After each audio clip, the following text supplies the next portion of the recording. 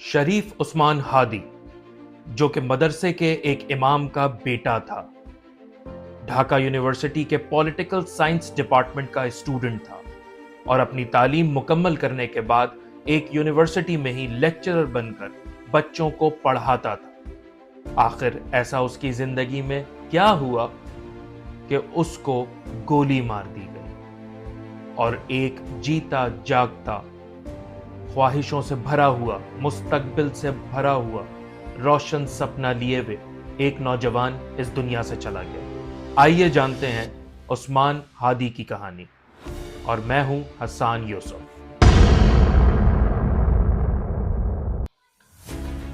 शरीफ उस्मान हादी एक मशहूर youth political leader और एक्टिविस्ट था, जो 2024 की स्टूडेंट मूवमेंट का प्रोमिनेंट फेस बना।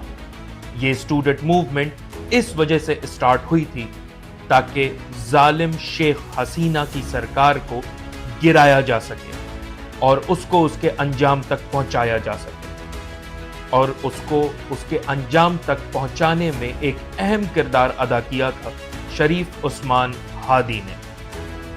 12 दिसंबर 2025 को ढाका में उस पर कुछ अटैकर्स ने मोटरसाइकिल से फायरिंग की, जिसमें उसके सर पर गोली लग गई। उसे पहले तो ढाका में ही ट्रीट करवाया गया, उसके बाद इलाज के लिए क्रिटिकल कंडीशन में सिंगापुर के एक हॉस्पिटल में ले जाया गया, लेकिन वो 18 दिसंबर को जख्मों की वजह से ही मर गया।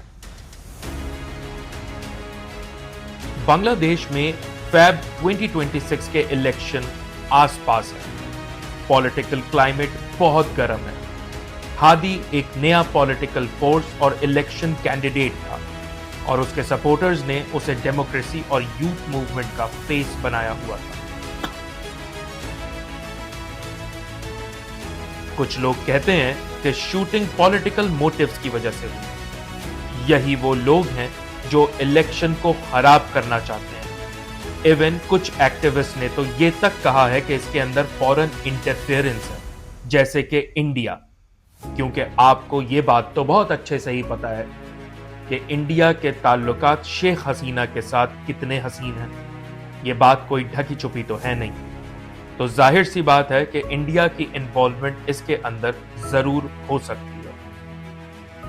उसकी शूटिंग और डेथ के बाद मुल्क भर में बांग्लादेश के अंदर प्रोटेस्ट और हड़ताल शुरू हो गई, और लोग सरकारी ऑफिशियल से जस्टिस और अकाउंटेबिलिटी की डिमांड कर रहे हैं कि उसके साथ जिसने ऐसा किया है उसको अंजाम तक पहुंचाया जाए,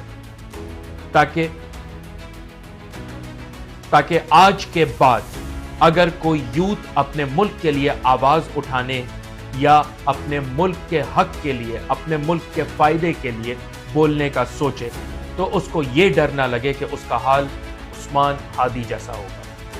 हमें भी इंतजार है कि जल्द से जल्द उन लोगों को पकड़ा जाए और उनको उनके अंजाम तक पहुंचाया जाए।